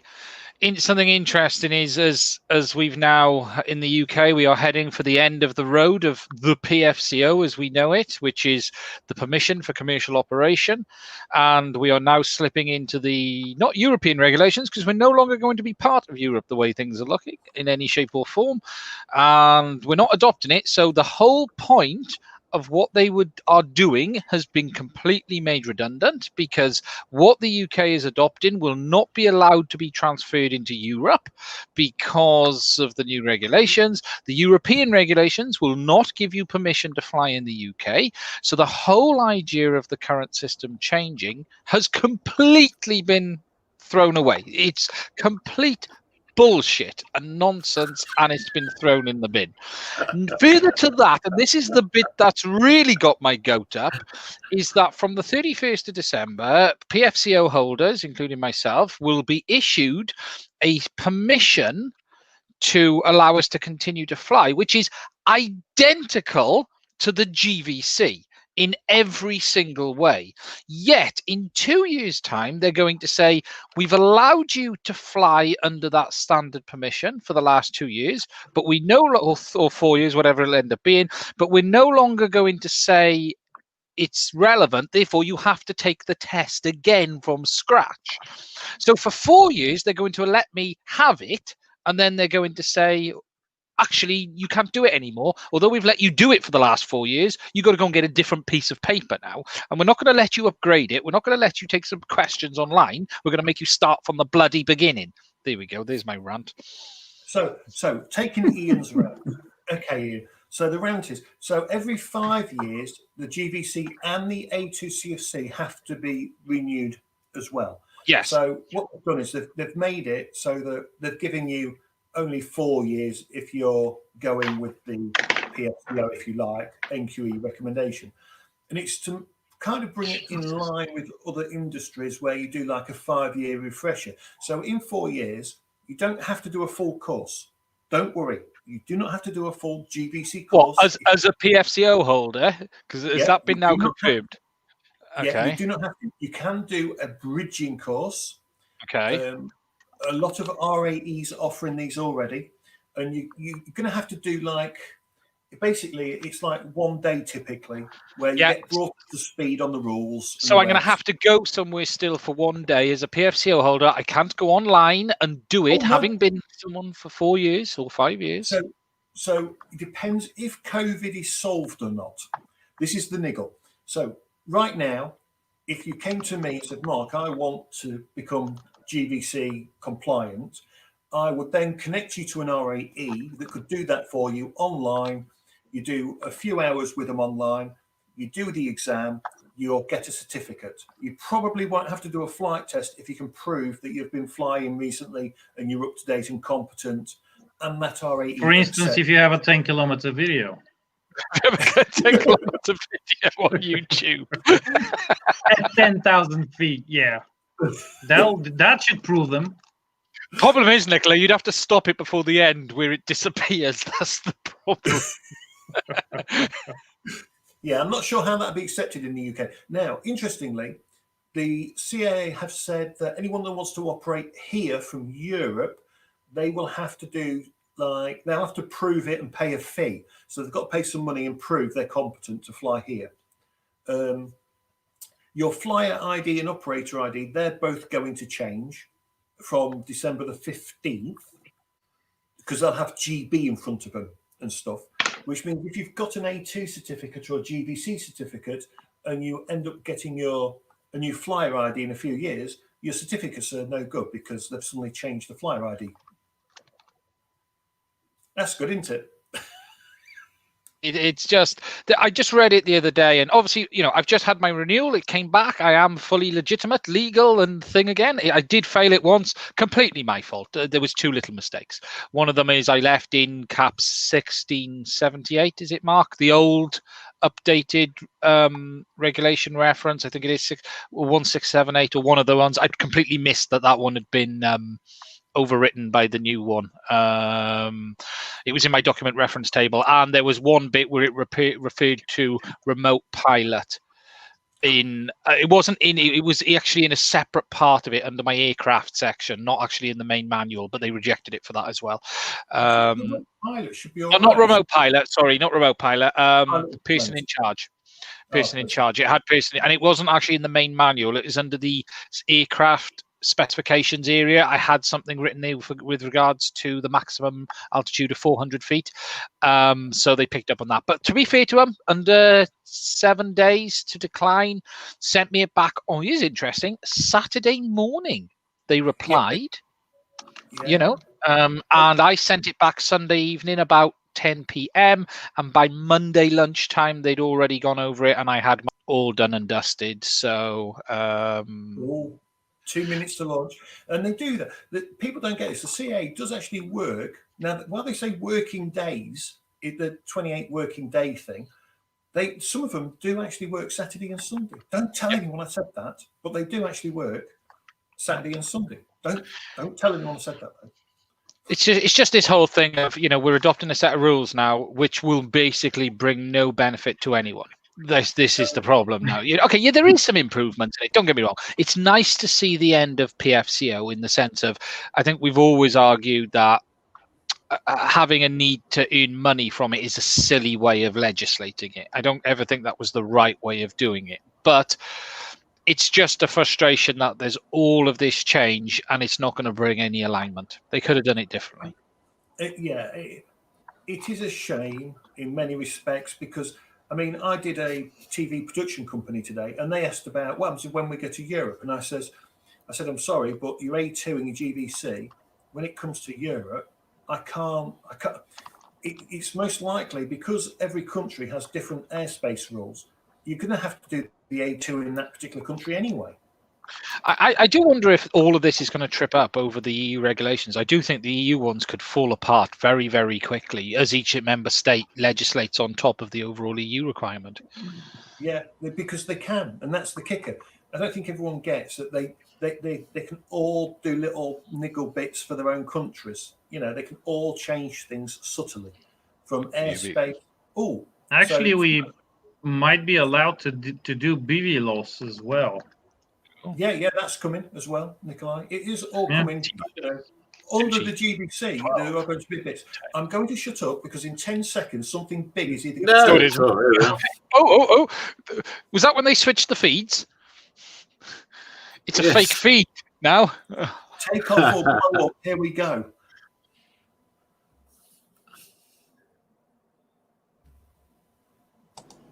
Have you got the matches, Gary?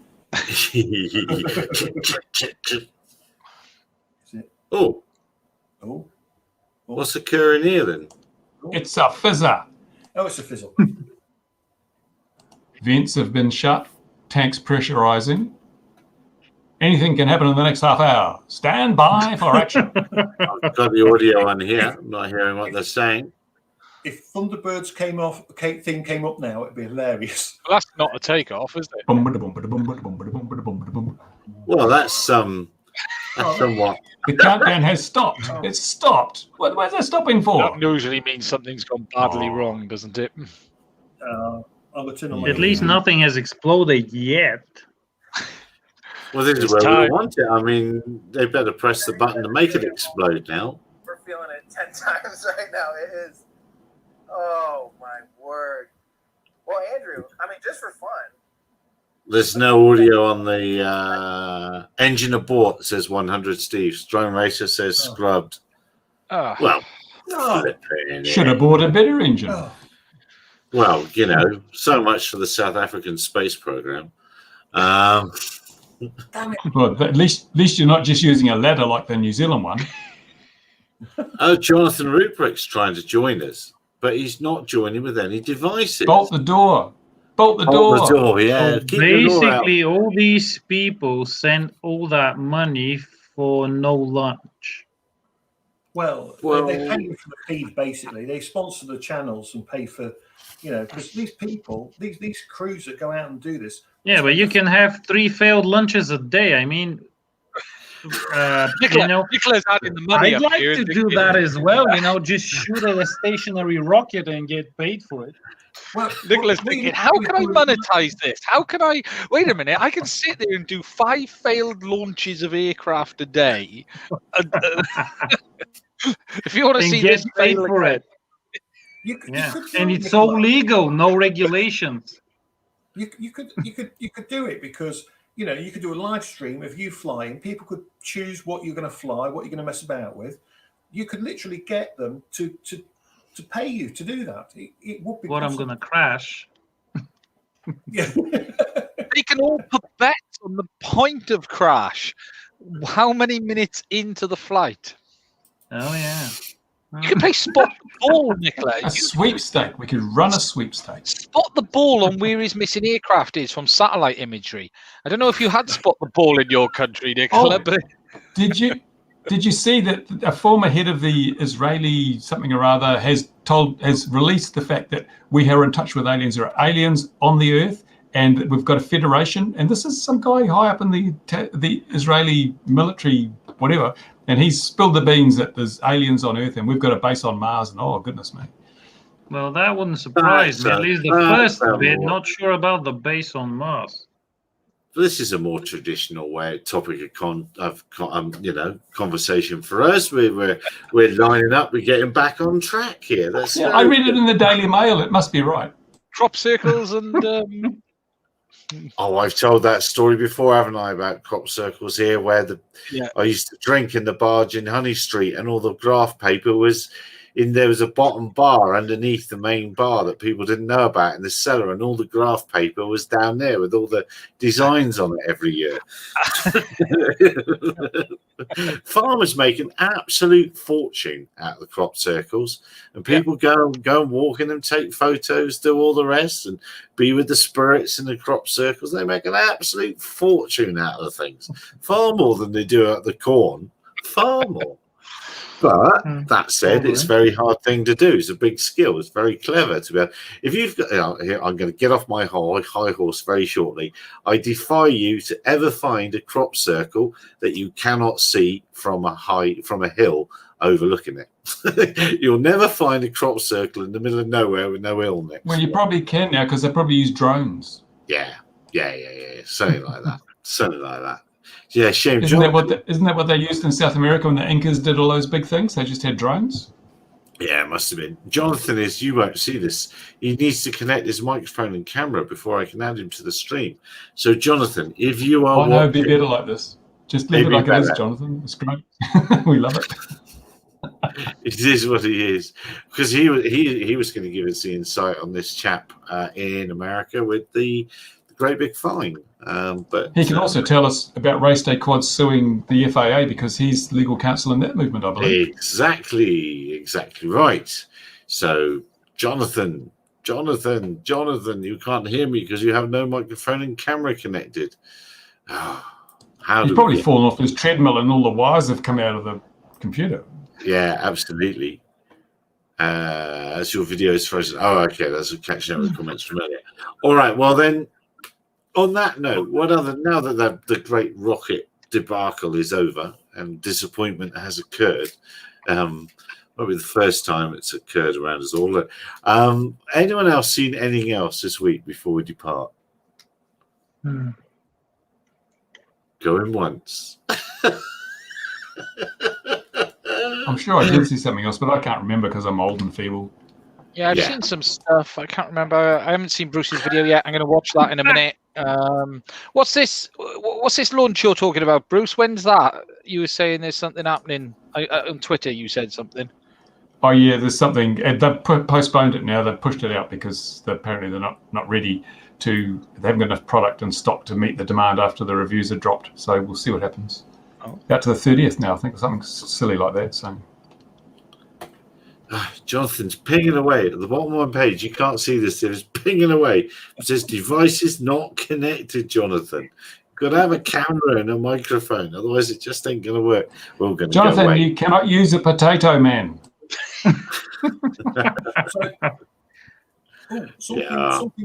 Something for the UK for Ian to know, just in case. There's an A&O change, so the air navigation order change. Before I forget, the flight restriction zones, the circle with the little runway stubs and everything. At the minute, inside those flight restriction zones, if you have permission from the local ATC that control it, you can fly up to 2,000 feet. Yeah. Okay. That changes come the new year. So they've turned around and said, you could have special permission, haven't you, from the CAA now? Why? Yes, why do we think they've changed that? Because it's not like it's a major issue. It's a funny thing to fiddle with, isn't it? Do you know what I mean? I think I know why. Because London, if you get permission from City Airport, because they shut, and when they shut, they actually go, and you say to them, how high do you want to fly? And you go, well, I want to fly to 1,000 feet. City Airport doesn't kick up much of a stink about it. Okay. Which is why you may have seen the odd O2 photo looking straight, sort of from high shots. Yeah. Because they're shut and they're going, yeah, sure, do what you. And I think the CAA they've looked at something and gone, we want to know who's flying at this kind of height. Well, funny enough, I've done lots of flying, manned aviation in that bit of airspace, and you're absolutely right. I had to make sure I was out of that airspace before they opened doing the things I was doing. And they because they have noise abatement rules for the early morning. If you don't know, London City is right in the city of London. It's on the old Docklands, and the runway is built on the old dock there. And so they have big noise abatement issues. So they're not allowed to be open 24 hours. And you could certainly do whatever you liked in that airspace when they weren't open. Yeah, that explains it. Yeah, and they were literally going, yeah, go for it. We don't mind. We're short, and we know nothing else is in the air because technically nothing else can because of noise abatement. There can't be anything else there. Crack on. Let's just see if Jonathan's there. Jonathan, can you hear us? Over. CQ, yeah. CQ, da-di-da-di-da. So, Jonathan, you're currently launching on that rocket by the state of your audio. Tell us a viewpoint from SN. Where are you, mate? How are you, anyway? Yeah, doing well. How's my audio? Is it coming through? Oh, I can hear you. I can hear you. We've already said that chap in America with the huge fine deserves every cent of it.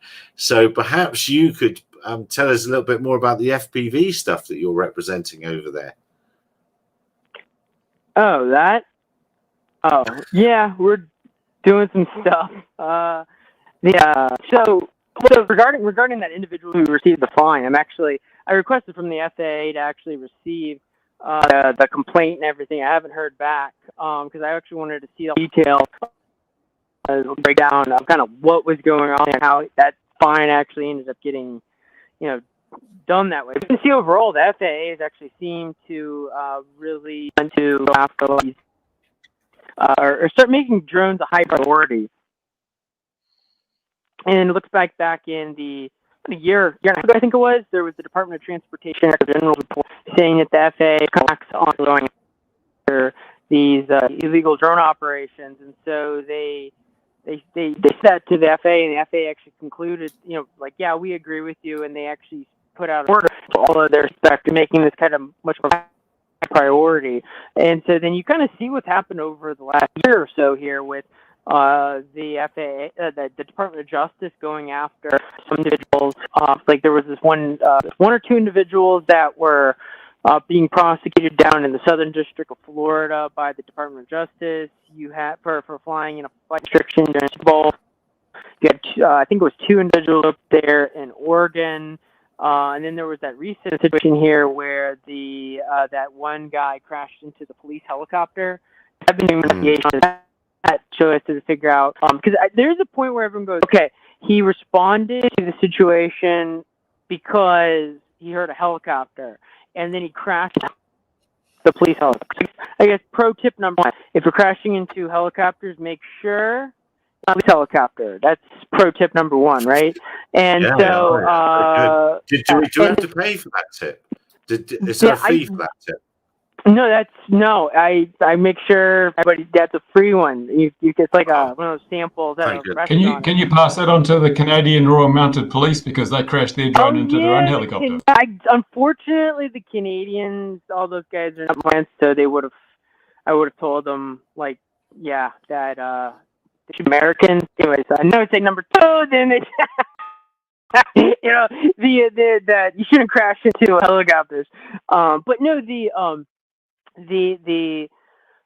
I'm concerned. What are some of the contributing factors to that whole situation? Because one was a police helicopter at a lawful altitude, and it was a helicopter, so it was at a low altitude. However, the station there, if this was a helicopter at the POH was actually saying that it should actually be a higher altitude, or potentially the helicopter was operating with its anti-collision beacon nav lights out because it was responding to a burglary. So that's why the guy crashed into the helicopter, because he heard it but didn't see it. Right? So I've been doing investigations on that to find out, is there a little bit more, not was the drone guy at fault, but was there some contributing factors here going on, especially how was the damage to this helicopter? Was it just a scratch? But you see that situation going on and multiple other ones, and then now you see like kind of what's the next thing? That guy getting a complaint from the FAA where they actually do propose penalties of I forgot how many thousands and thousands of dollars. So you can kind of see it coming, and I suspect there'll be more and more of those situations happening here in the future. Is it true that Jonathan is being haunted by the ghost of Stephen Hawking? Oh, wait, say again? Yeah. You can't say that again. So, Jonathan, interesting question on this is, so you're saying you think this is the beginning of a new era of the FAA beginning to crack down on blatant rule breakers? Do you think the fact he had a YouTube channel played into this? Oh, yeah, I think YouTube's a great way to get yourself on the FAA's radar, if you will, because one, either they're going to see it themselves, or two, people are going to chat and then make a complaint to the local FSDO or to like the DOT hotline, and then it becomes much more of so this might people in the FAA that tipped off the FAA, which started the ball rolling. So you have such stuff like that. You also have remote ID that is potentially maybe coming out as a final rule time this month, along with the people and night regulations. And then I'm also seeing that there's potential for a notice of proposed rulemaking for maybe operations drones clearance structure. So there might be also that coming up this month. And so if remote ID does happen, you could potentially see much more, maybe FAA going around trying to catch people in the field. Because right now, it's a chance of an FAA inspector rolling up on you when you're out in the field, right? It's fairly low. But with remote ID, it's much more easily done, especially if you're transmitting back over network, or you're transmitting via LANT, right? So it is interesting because, obviously this person's been quite vocal about the whole thing. And, when you look at the evidence, I spent a bit of time looking through his videos, and it's hard to sit there and say, how could you not think you were going to get picked up on some of this stuff? He's flying in heavily congested areas, over the top of people, towards large buildings, great ranges, 6, 7, 8, 9,000 feet range, and suddenly he's kicking off that I didn't understand the rules. Well, okay, we can argue all day long. The manufacturers have some part to play here. If they're going to sell an aircraft, Bruce has been one of the most vocal on this. If you're going to sell an aircraft that has a 10-kilometer range, what do we expect people to do? But I suppose the regulator's point of view is, well, you're expected to read the rules.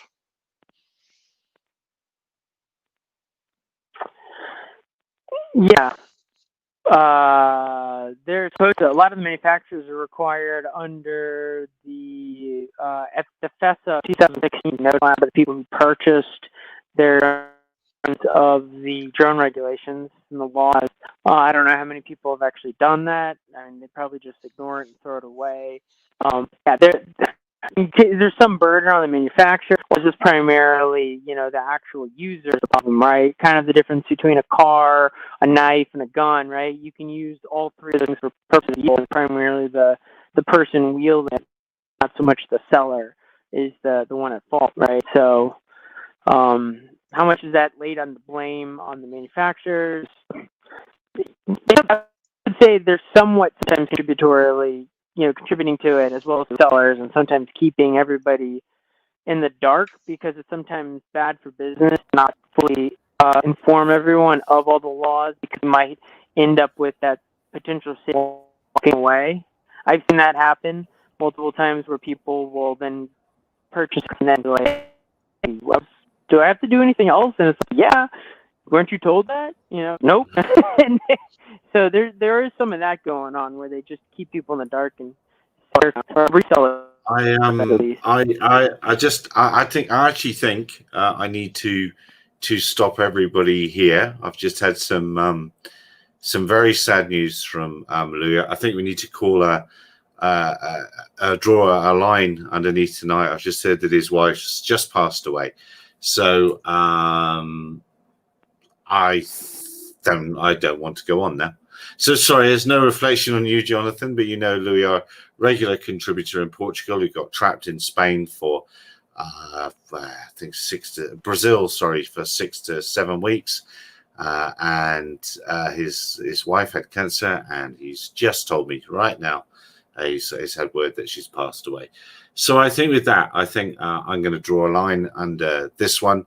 I'm going to bid everyone good night, and our thoughts and best wishes are with you and your family, Louis. Look after yourselves, and we'll see you all again next week. So cheers, everyone. Bye-bye.